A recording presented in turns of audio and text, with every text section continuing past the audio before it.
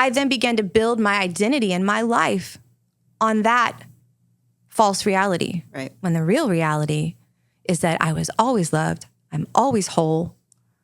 And I don't have to go find anything. It was always inside. Right. Jesus said, I came to restore that which was lost. Well, my perception of wholeness. And so guess what? So far, I've been getting it back piece by piece. Yeah.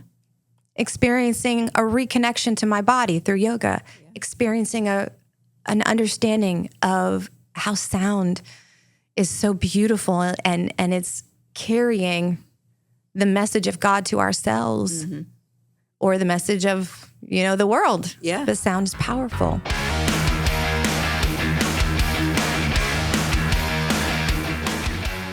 Welcome to Max Afterburner podcast powered by No Fallen Heroes. This is Susie Buckley filling in for the great Wiz Buckley. Today I get the honor of having a conversation with Teresa, who is literally an angel that fell into my lap one day. We were hosting a retreat, and it was going to be my first one doing completely on my own. I was a little stressed out, and I got her name and our phone conversation. I just have never felt more comfortable in my life after that conversation. I was like, oh, thank God. So she's literally an angel who just did everything exactly perfect. So I wanted to have her in here. Her story of how she got into the medicine and started becoming a facilitator and really a medicine woman is an amazing story. So I'm happy to have you share your story with us today. Thank you. Let me know, let everybody know. I mean, it's just, we had breakfast one morning and I literally was just like hanging on every word. Like it was like great. Oh my goodness. Thank you so much. Yeah, so glad to have you. I don't feel that spectacular. I feel pretty normal. But I do a lot of things, and I did come into this experience of life, I believe, with a lot of gifts that I didn't understand. It's going to make me cry a little bit. I didn't understand why, as an early, growing up, I could see things that other people didn't understand. I was very sensitive spiritually. I was very sensitive energetically, and always creative, always loved to sing, always loved to teach. I always pretended that I had a group of students in my bedroom and I would even do the voices for all of them, but I just loved to teach. And eventually I felt like I was too much, I just kind of dumbed things down a lot and became very insecure and self-conscious and learned to wear a lot of different masks. And when I was a mom of two in my early 30s, my second daughter was just a baby. I had her right around 30. And I realized that I was very dysfunctional. And I was very aware that I was going to mess my kids up if I didn't get some therapy. And for me, with a Christian upbringing, the only option for therapy was Christian therapy. That's what I thought. So not only that, I didn't have the money to go into therapy, so I looked to the church. And I had already gone to school to be a massage therapist and was always very interested in all things energy. We learned a little bit of Oriental medicine. And of course, in massage therapy, we learn anatomy as well as the Eastern philosophy on healing and body work. So when I had come to the church because I was desperate to heal and grow from things that I really had no idea were impacting me so deeply. And I'll talk about that a little bit more. But when I had gone into the church for counseling and guidance, I then became very confused about where do things like energy work and some of the mystical things that I loved. The ancient study of astrology was something I was always passionate about, and I studied connection to plants, the connection to the earth. All these things soon became off limits for me because I was completely devoted to this path that was really my lifeline. This was going to save me. So to back up a little bit, before I had my daughters, I mean, I was a mess. I'm very fortunate to be alive. Early childhood sexual abuse trauma, which resulted in compounded trauma, which is essentially me walking into the same type scenarios over and over and over again. Right. You know, confirming my belief system of unworthiness over and over again. Yeah.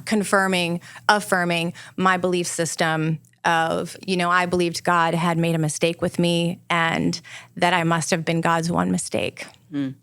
So I ended up in church because I felt that my children needed a better future and that maybe the church could guide me to give them a better future. But I didn't go to church thinking that I was still loved by God. Okay. Wow. I thought I blew it. And maybe not that I wasn't loved by God. Right. But that God has rules and a standard. Right. And I blew it. Yeah. I blew it. Yeah. You know? And so when I started going to church, I went to a charismatic vineyard church, which I know is very different. We talked and you were raised Catholic, right? Yeah, yeah. And so I don't have any experience with Catholicism, although I've been interested in learning more. Because I enjoy studying all the different cultures and spirituality and different religions. Right. But for us, I do know some of the differences, and that is our Sunday services are very different. A charismatic Sunday services, and I know that the Catholic Church has actually moved more towards some contemporary style music and different types of services for different types to make it more fun. Yeah, for different, more relative or or relevant. So, which was a big word in church ministry, which I ended up getting into pretty heavily, and that was staying relevant. Yeah. Which I find very interesting that spirituality needs to stay relevant. Right. Right? But some things you just can't seem to get around as culture evolves. Because in some way it still is a business. Exactly. I mean, they still have to appeal. Right. Still got to get people in the door. Yeah. Still got to keep them, you know. Yeah. So I ended up seeing that side of things as well in the church. That I don't love that side. Of anything really. I like to float around in the creative world, but in the spiritual world, but there is politics to everything. Yeah. So I didn't believe that that I was worthy, and but my life started changing. So with the Christian therapy, and for me, a big part of being so involved in the church was developing completely new routines and habits in my life, so I could stop going down the same roads of all I knew. Right. It was what my brain was used to. Yeah. It's where I found comfort, even though at the end of the day, it wasn't good. It was just what you knew. Yeah. It was what I knew. And so that church era saved my life. And I was very much a Jesus freak. And I became a worship leader. So again, I've been singing my whole life. Never got professionally or classically trained in anything. Wished that I had piano, any instrument. But I was a runaway by 9. So my education and my training was, I barely graduated high school. Love to learn, but with PTSD, the focus is really a challenge. Yeah. So I attempted to go to college a couple of times. But when it comes to something that's mystical or something beyond science, the metaphysics, astrology, I can get lost in it, just get lost. And I love to study. I love to study. So in the church, I decided I was going to do this all the way. And that my teaching gifts, I was called to be a pastor. I knew in my heart that's what I was called to do. But of course, that wasn't popular in the early 90s. Although we've made a lot of progress in the world to where women are holding more positions of leadership, specifically even in the church where we've been told that, that's not for us. Yeah. So for me in the early 2000s to say to the church, I believe I'm called to be a pastor. Of course, I was really blessed to work with a pastor that was a feminist and believed, he probably wouldn't call himself that, but he's got the fruit. Yeah. And that's a big saying in church. If you have the fruit, you have the root. Yeah. But so he had the fruit and he was very supportive of my journey. And again, I'm so thankful because even though I am not, that's not,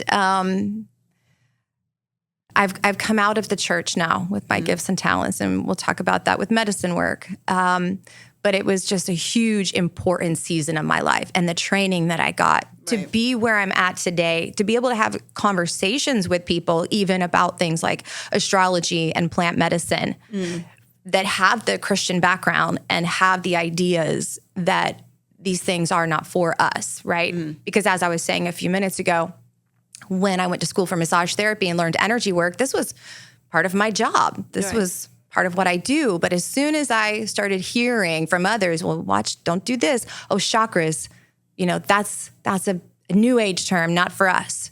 Oh, astrology, that's not for us. Right. These things are not for Christians, right? Yeah. So I shelved all those things. Yeah. And went headfirst into church ministry and started training to be a pastor. And in that journey, I also trained to be a worship leader. And so in that journey, I also learned how to write music and play music. I taught myself how to play guitar and piano. So I wrote a couple songs, produced a couple of songs, specifically with a Christian flair. And like Christian lyrics. Yeah.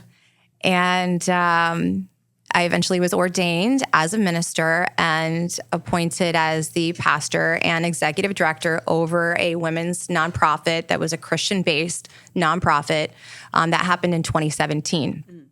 But at the same time that I finally got, to where you thought you wanted to be. To where I thought I wanted to be, I started having just crazy physical anxiety symptoms. I was having heart palpitations that kept me up at night.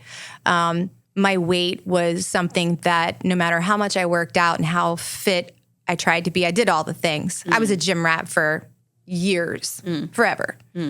And but my weight was stuck at a weight that I felt wasn't healthy for me.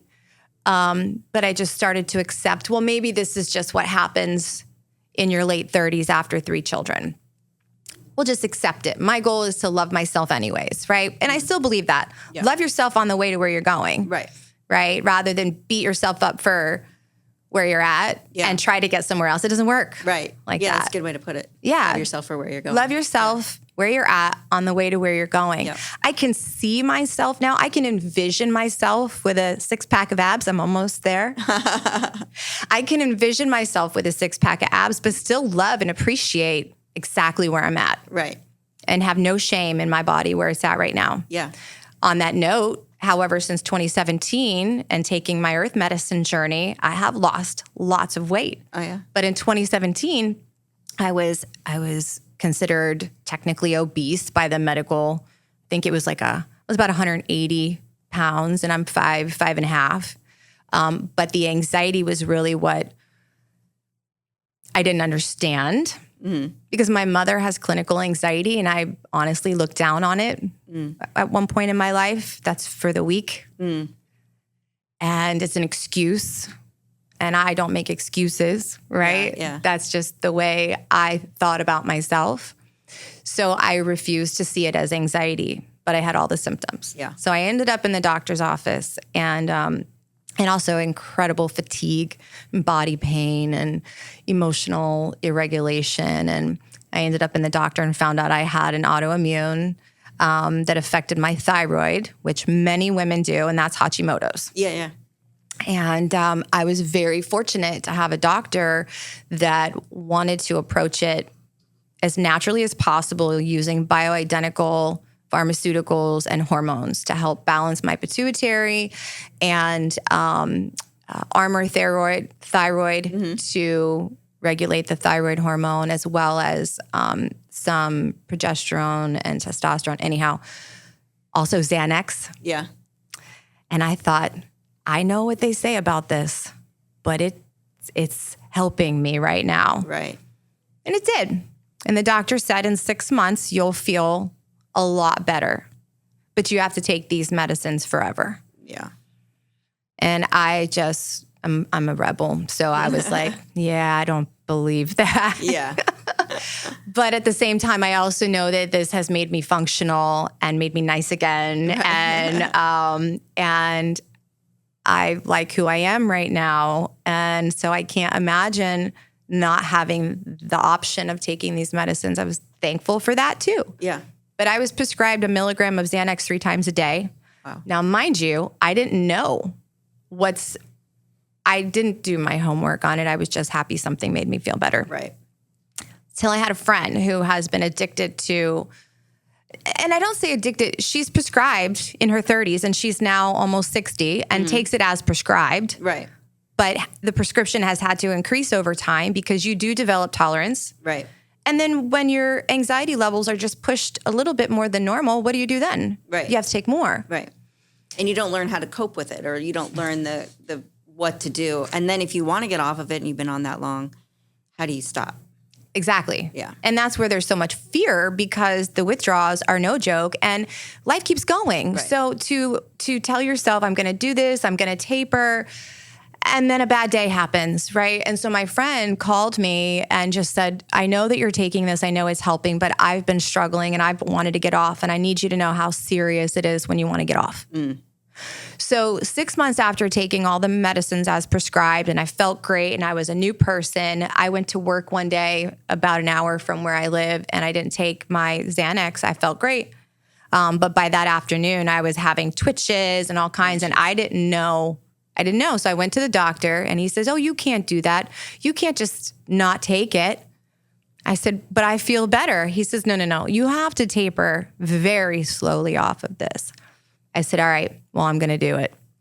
And so in the process of doing that, now mind you, I've just been ordained. Mm-hmm. I've got this path in front of me that I saw myself having, and here I am, but I'm now physically struggling. Mm-hmm. But I'm balanced because now I've got the medicine, but I'm also realizing I'm about to go on another journey of figuring out how to not live on these medications, how to heal myself. Mm-hmm. Now, there was a little bit of an issue because I was at this time attending a very faith-oriented church that did things like throw your medicine out. Oh, jeez. Because you've got this crazy amount of faith. Right. And if anybody had faith, it was me. Yeah. I mean, it was me. I would. So I said, okay, God, I'm going to do this. I'm going to just trust you. Because if anybody trusts you, I trust you. Now, mind you, over the decade that I'd been involved in church, I come to understand that God still loved me. God was still talking to me. Mm. I was very close to God and to Christ. And so we have a good relationship right now. And I'm like, okay, you got my back. If God is for me, who can be against me? Right. I'm getting off this medicine. Thank you for the opportunity. Yeah. But I'm getting off and you got my back. And so at the end of this prescription, that's it. I'm not getting any more. Yeah. Well, 2 months later, it lasted a little while. I floated on whatever was in my body. But 2 months later, I was incapacitated. Couldn't get off the floor. Jeez. Felt stupid. Went back to the doctor and he's like, why did you stop taking the medicine? Because I thought I was healed. Right. Because I don't really want to take it. No, you have to have this forever. And I said, no, it doesn't. So I took the medicine and I went back to my prayer closet, so to speak. I said, God, I'm disappointed. I thought I had the faith. I guess I heard wrong or I misunderstood. And what I feel like God said to me was, I never told you to quit taking it. And then I had the inspiration, let's say download or, message to begin researching how to heal myself with natural means. So I had an acupuncturist that I worked with on a regular basis, massage, and then I started exploring sound healing. Now, when I use the terms frequency or acupuncture on my social media platform that was predominantly Christian followers. Yeah, it didn't go over well. And that's when I started to see that there were some things I needed to look at from a different angle when it came to Christian beliefs around natural healing. Because now, mind you, I'm also a Bible student at this point, so I know what the word says. Right. And some of the actions and ideas that we fight so hard against as Christian, it's not even a biblical stance. Right. You know, I mean, I guess you could support any belief system, no matter how you slice and dice the scriptures if you want, really. But so I started with sound and color. And I was making progress and tapering off of the Xanax. And eventually the thyroid medicine was able to go down in dosage. The hormones were able to go down. Yoga was my next stop now, mind you. The church we were attending at this time, yoga was from hell. Oh. It's a big deal. Yeah. Right? So I knew that so far my steps were ordered and that I was not in the wrong place at all, that every thought and every step I was taking was moving me towards healing. And I was going to trust that was God leading. So when I ended up in the yoga studio, it was kind of by accident, I was looking for somewhere to do aerial fitness. And the place that I found that does aerial fitness was primarily a yoga studio. And I just kind of laughed when I got there. And I said, well, I really want to utilize this membership for more than just one class a week. Right. God, is it okay that I go to yoga? And I feel like God laughed at me. Yeah. I feel like I could hear God laugh. God really has a sense of humor, laughs at us all the time. Yeah. And I said, okay, I know that was silly. I mean, you're always inside of me. You're always my center, right? What is this idea? Where is it coming from? Right. I'd never heard that before. So I started going to yoga. Huge. I mean, I had scoliosis. I almost have no scoliosis now. Wow. That was in 2020, by the way, my journey from 2017, getting diagnosed, taking the medicine, falling off my face. By 2020, I was now making progress little by little with yoga, acupuncture, sound, color, nature. And at the same time, my belief system is getting rapidly unraveled. Yeah, I'm sure. Yeah. Because I'm encountering this fear stuff Right. from people all over And the you place. can see like the control that they were trying to have. Like it's, like you said, God's within you, Jesus Christ is within you. Why would he say yoga's bad? It's breath and movement. He gives us breath. He gives us the ability to move. So it's a control thing. And you're probably starting to realize. Oh, exactly. Well, once you start flipping over one rock, Yeah. you either have to make a decision that you're all in or you're going to ignore what you're seeing so you can stay comfortable in the security blanket that you've created for yourself within that belief. Right. And that's just not how I roll. Yeah. So for me, healing meant getting uncomfortable. And if that even meant getting uncomfortable in my mind, Yeah. then let's do it. Yeah. Because I want everything that God says is for me. And that's life. Right. Right? And Jesus said, I came so that you may have life and life abundantly. And I came to restore that which was lost. And so I said, listen, whatever else you guys are teaching, I'm holding on to Jesus's words because that's the person that we claim to follow. Right. That's who we claim as the Savior. So I'm going to hone in on what his mission was. And his mission was to restore that which was lost. So I think about what was lost. Well, if we go all the way back to biblical terms of what was lost, union with the divine without shame and guilt Yeah. was lost. Yeah. Right? Fear crept in the garden. Yeah. Fear of separation began to afflict us with a whole nother way of life. Right.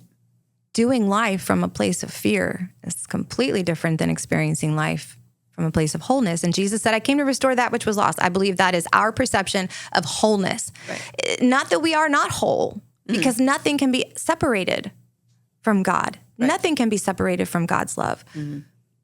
It's our perception of that separation. Like I said to you earlier, I perceived that God didn't love me. It doesn't mean God didn't love me. Right. It doesn't mean I was ever abandoned by God. I perceived that God didn't love me. And from that place of perception, that fear-based abandonment perception, I then began to build my identity and my life on that false reality. Right. When the real reality is that I was always loved, I'm always whole, and I don't have to go find anything. It was always inside. Right.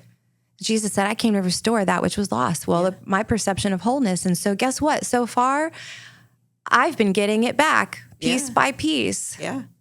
Experiencing a reconnection to my body through yoga, experiencing an understanding of how sound is so beautiful and it's carrying the message of God to ourselves or the message of, the world. Yeah. The sound is powerful. Yeah.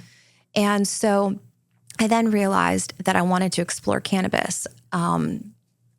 Sublingually. I would just get downloads.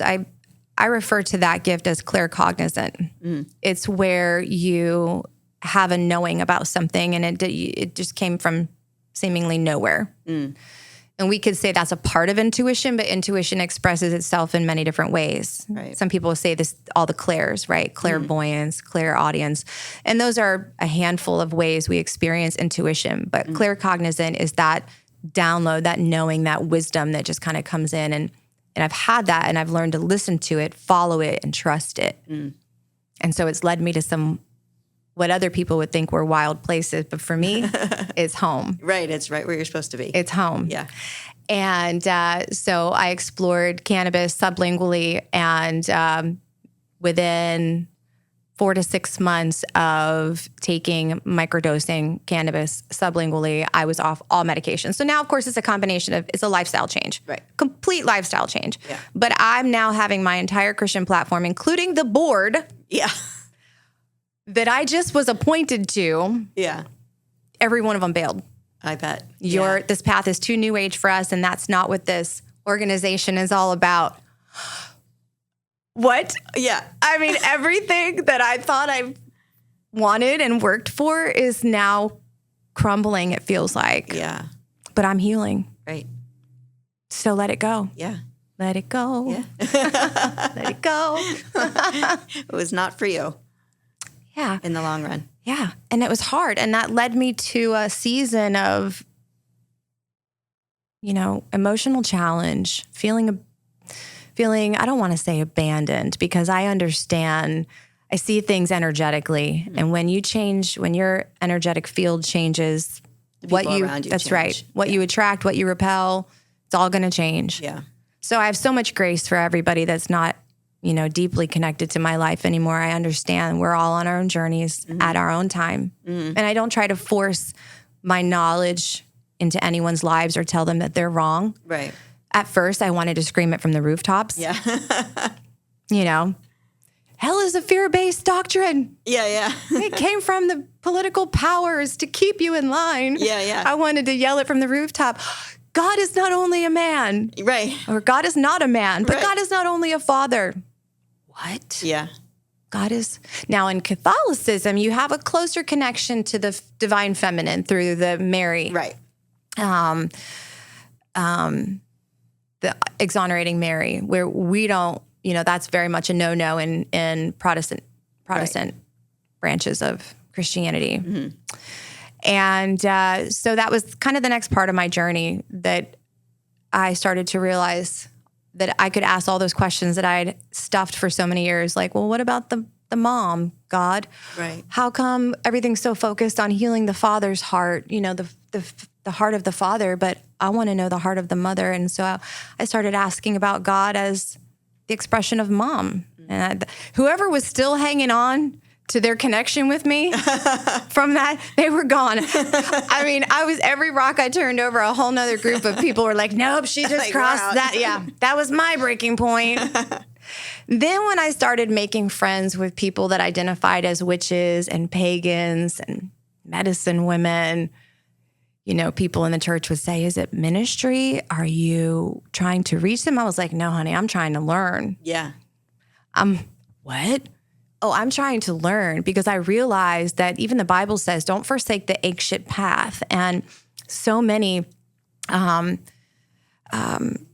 so much wisdom is in all of these different spiritual paths that have been around for so long. So I got really hungry to understand other people's practices. I even was in a Christian witches coven.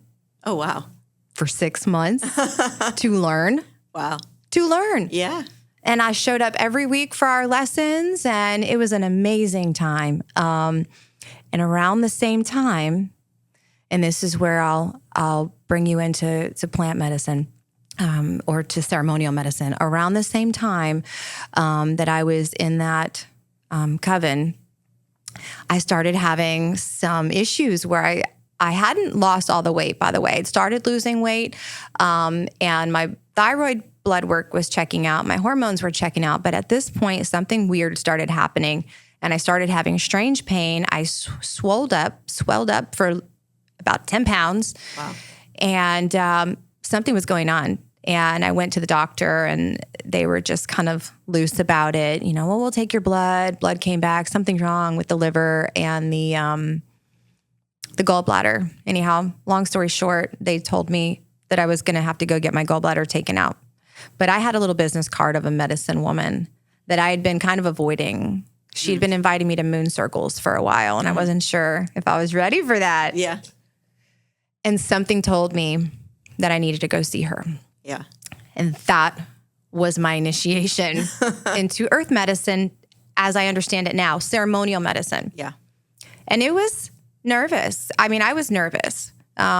But at the same time, it was one of those downloads that I knew I needed to be there. I was in the right place. And that's where I was introduced to hape, which is the sacred tobacco medicine that is prepared in the forest and prepared with prayers and a variety of different plants. And it's inserted through the nostrils by your shaman or your medicine woman. And you can also sit with it. That's the phrase that we use, sitting with the medicine. You can sit with the medicine on your own as well if you've gotten familiar with it. But that was my introduction, and that was in early 2022. Okay, that was my introduction to shamanic medicine. And, well, I didn't have to get my gallbladder taken out.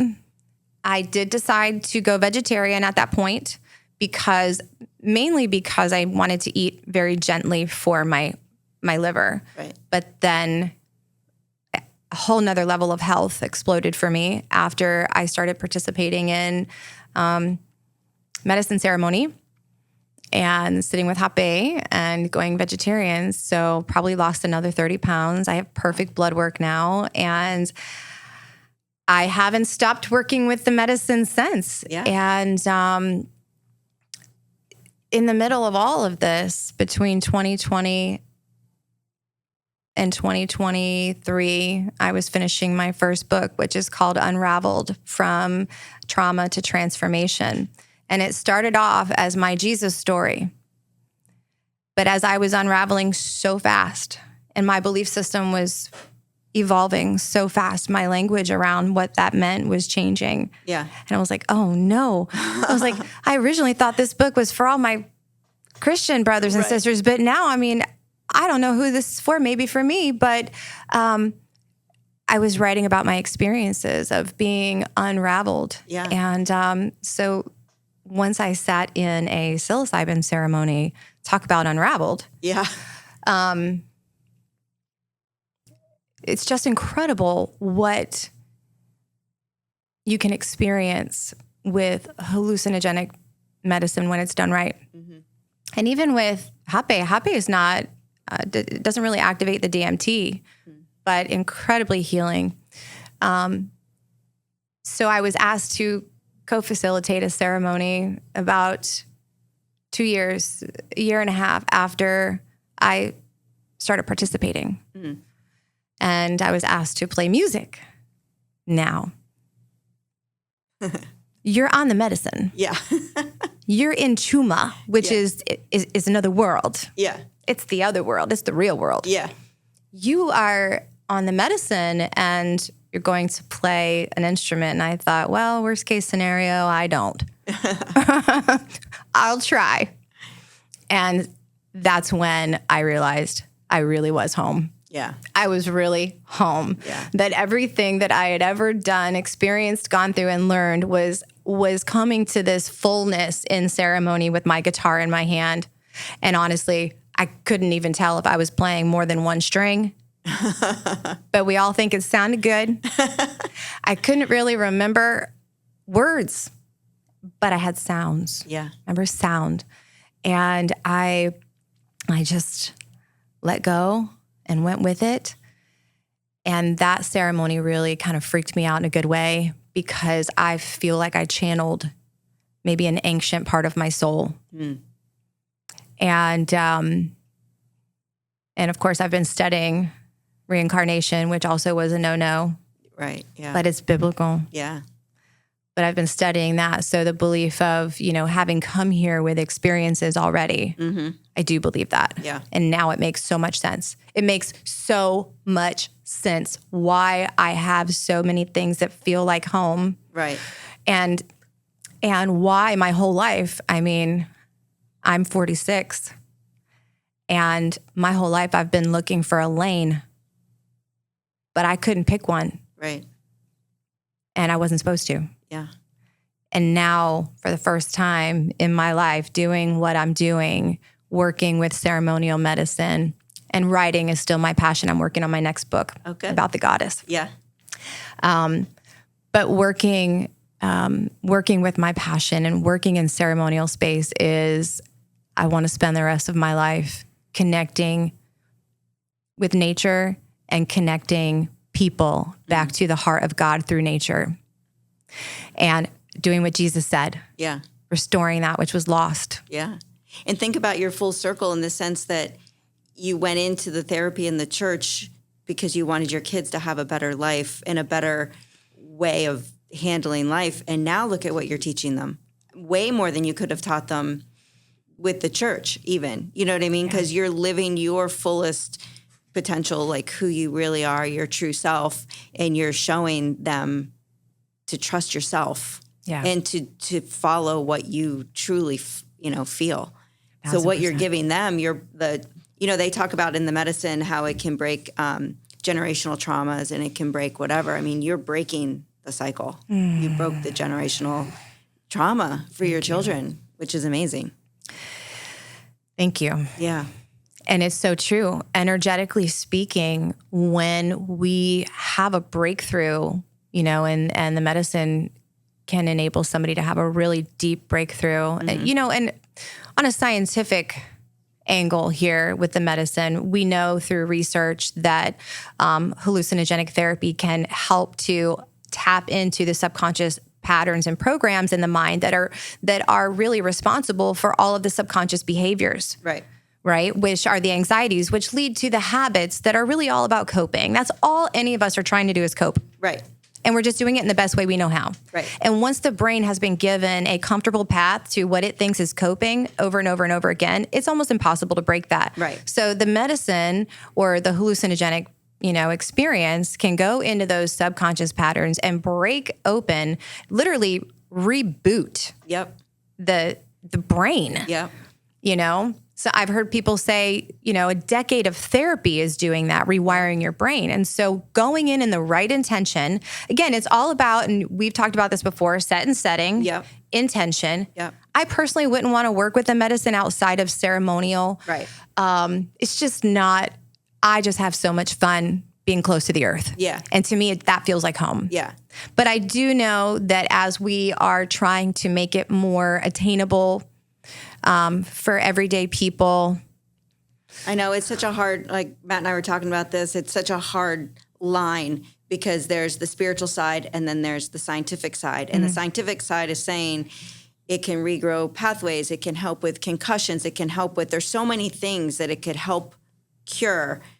But in order to do that, does science really want a medicine woman walking around singing songs, Right. shaking leaves, whatever? Yes. Is that it's not to take 3 Xanax a day and call it quits, Right. So there's the fine line of how do we get it legal for people, but don't take away, because there's so much to the ceremony that is what brings it all together. So it's a 1,000%. fine line that's a little scary in the sense, because our foundation, we are fighting for it to be legal, because we've got these veterans specifically who they sacrifice their lives. They do all this stuff to keep us free and safe, and firefighters and, police officers and their family members.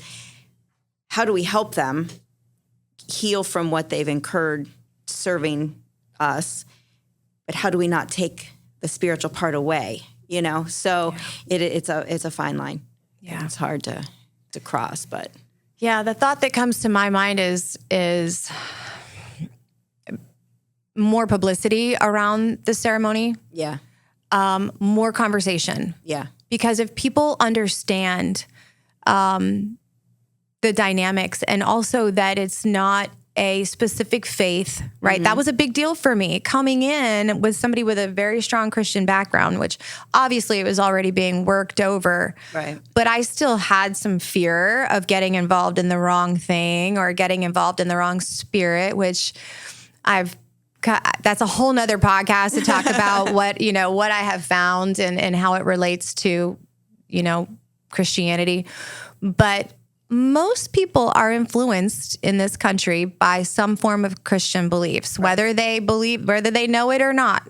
Yeah. Your school teacher, your community, somewhere, right, the primary beliefs of that's bad, this is good, that's acceptable, this is not. And so people go in apprehensive when you use the word ceremony. right, Some people do. right, Medicine woman, yeah, plant medicine, frequencies, and so I think more education, more conversation, more testimonies of people of different faiths. right, That I know, like your husband even said, he feels closer to God after the experience. 100%. And for me, I asked Jesus to be my guide in my first ceremony. Yeah. Right? And it's like, we got to take the boxes off of what we think God's capable of handling. Yeah. And also how God wants to heal us, right? I thought it was faith, and I threw out the medicine, and really God had another plan. And that was, I'm going on this journey because at the end of the day, this journey is not only going to heal my body, but see, my healing was directly tied to seeing myself as whole. And since I have found myself in the lane that is fulfilling, and I'm doing the work that my soul wants to do, the healing is like a natural byproduct. Right. All right. Well, let's do another podcast because I have so much more to say. Yes. But I want to make a little side note before I close about your singing. Oh. So, quick little thing, I had to completely trust because I only know the way I did it. You know what I mean? Mm-hmm. And so the way I had done my ceremony was a little different than the way you did it. So I was like, well, we need this, and this is what I think it should be. And I was like all worried. And you looked at me outside the house and you're like, you're just going to have to trust me. And I'm like, all right, I do. Thank God. And oh my gosh, there were times where we couldn't tell if it was you singing or the music. And then the noise, the sounds, and just everything. It was just spectacular. But our next podcast, we'll wrap up this, and then we'll talk about the ceremony that we did, and hopefully the many, many more we're going to be doing to heal a lot of people. I love that idea. Yeah. Awesome. Thank you so much for having me. Thanks for all the way. Yeah. All the way from Fort Pierce. All the way around. From Stuart, actually, right? No, Fort Pierce. Fort Pierce, yeah. Mm-hmm. And then, I'm so grateful for this connection and this work we're going to do. I'm excited. Me too. So, thank you for joining us, and we will definitely be back with more on this. Thanks.